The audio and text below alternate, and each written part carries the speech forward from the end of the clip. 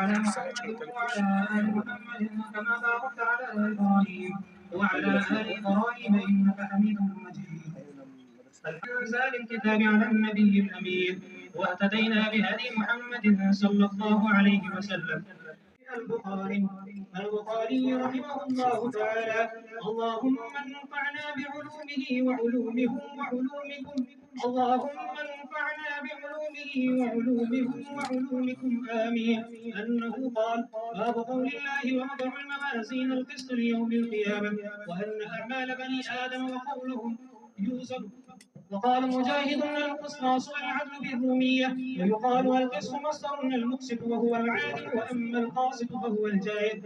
وبه قال حدثنا ابن إشهاب قال حدثنا محمد بن فضيل عن عمارة بن القعقاع عن أبي زرعة عن أبي هريرة رضي الله عنه قال: قال النبي صلى الله عليه وسلم: كلمتان حبيبتان إلى الرحمن خفيفتان على اللسان ثقيلتان في الميزان، سبحان الله وبحمده سبحان الله العظيم.